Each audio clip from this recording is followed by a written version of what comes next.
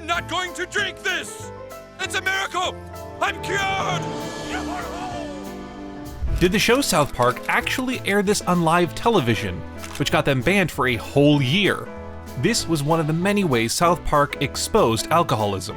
I have to admit that I'm powerless to this terrible disease. One of its episodes that made its viewers chaotic was Bloody Mary. It made the Catholic viewers upset on how it handled alcoholism. I'm not drinking and driving, I'm driving while I'm drinking, right boys? The episode begins with Randy Marsh and his son Stan celebrating together after Stan wins a karate trophy in a local competition. Overcome with pride and excitement, Randy indulges in heavy drinking to mark the occasion. After the celebration, Randy decides to drive home, despite being clearly intoxicated. As he drives, his reckless behavior catches the attention of the police, and he is promptly pulled over. What? What'd I do? What'd I do? The officer quickly realized that Randy is under the influence of alcohol, leading to his arrest for drinking and driving.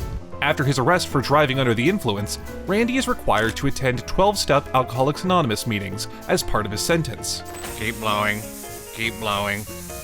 Oh, Jesus! Additionally, he is assigned to perform community service, which includes going to local schools to speak with students about the dangers of drinking and driving, sharing his experience to educate and discourage the reckless outcomes of alcohol consumption without considering the results. Drinking and driving is for idiots. Nobody wants to end up like Stan's dad, do they? The Alcoholics Anonymous meeting serves as a crucial turning point for Randy Marsh and the episode's overarching theme. Because I got a DUI, and so I'm required to attend AA meetings for 2 weeks. Randy attends his first AA meeting as a DUI punishment. During the meeting, the leader explains that alcoholism is a disease, and that attendees must accept their powerlessness over alcohol, emphasizing the need for a higher power to help them overcome their addiction.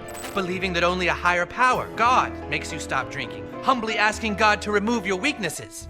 As the meeting progresses, he becomes increasingly convinced that he is indeed powerless against alcohol, adopting this mindset and believing that only divine intervention can aid his recovery. As Randy continues attending AA meetings, his behavior grows more irresponsible. I thought you weren't gonna drink as much anymore. No, Stan, you don't understand. I have a disease that is very sick. After being diagnosed as an alcoholic, Randy starts using this label as a justification to continue drinking excessively. He convinces himself that his actions are beyond his control, as he now believes his drinking is the result of a disease rather than his own choices. This diagnosis becomes a convenient excuse to him to avoid taking responsibility for his behavior, allowing him to drink even more while claiming that he's not to blame. It's not fair! Why did you give me this disease? His attitude and justification for his drinking habits raise eyebrows among his friends and family, who are concerned about his well-being. This disease is just eating me up! I hate my illness! Randy is depressed and desperate to find a solution, which was to seek a higher power, when news breaks about a statue of the Virgin Mary located in the nearby town of Bailey, Colorado, that is purported to be bleeding from its backside. Dad, you're drunk. You're not driving a car. No, Stan, you don't understand. There's a church in Bailey. The statue of the Virgin Mary is bleeding out her ass. Upon arriving, Randy is immediately drawn into the throng of people gathered around the statue, a mix of believers, curious onlookers, and those seeking inner peace. His heart races as he pushes through the crowd, his mind consumed with a singular thought: the belief that this statue holds the power to cure him of his alcoholic disease. As he edges closer, the weight of his addiction feels heavier, but so does the glimmer of hope that this might be the moment everything changes. Randy, desperate for a solution to his alcoholism, sees the statue as a miraculous opportunity to rid himself of his addiction. He goes to great lengths to get close to the statue, crossing old ladies and cancer patients while thinking that they are not so different from him. This is taking too long. I'm gonna run out of beer. Upon his arrival, he covers himself in the blood of the statue and thinks that he has healed himself with this divine higher power. I'm not going to drink this. I'm not going to drink this! After being cured from the disease, Randy's hair grows back, begins happily praising God, and says how happy he is to be sober with his friends. Boy, this lemonade is great. Who knew how fun being sober could be? However, the arrival of the Pope complicates matters. For Randy, the Pope's involvement presents a critical turning point. Having convinced himself that the statue can cure him of his alcoholism, Randy eagerly anticipates a miraculous transformation through divine intervention.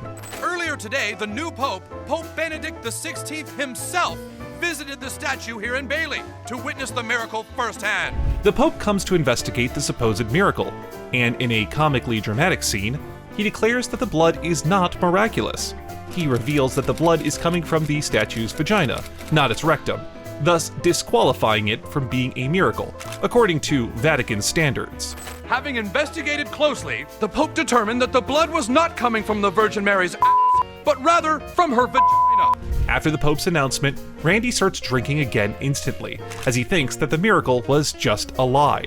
Randy, what are you doing? You heard what he said? The higher power didn't cure me. I need a drink. But Stan comes to the rescue and attempts to teach his father that true discipline and self-control come from within, not from relying on external factors like a higher power or miraculous cures. Stan emphasizes that it's not enough to passively wait for a solution. Instead, individuals must actively take charge of their lives and make responsible choices. This resonates deeply with those familiar with addiction, highlighting the importance of personal responsibility in the recovery process. Stan's insistence that his father actively engage in managing his behavior challenges Randy's belief that waiting for a miraculous cure is the solution. True discipline come from within. The message is clear. While support systems like AA meetings or faith in a higher power can help, real change must come from within. It emphasizes that external support can serve as a helpful foundation for recovery, but it is ultimately the individual's responsibility to engage in the process actively. That means acknowledging one's struggles, making conscious choices to alter destructive behaviors, and developing the self-discipline necessary to overcome addiction. In this episode, Randy starts acting like he got a drinking disease, which was inserted in his brain through AA meetings, resulting in a drinking problem while thinking that he is helpless and forgets about the consequences.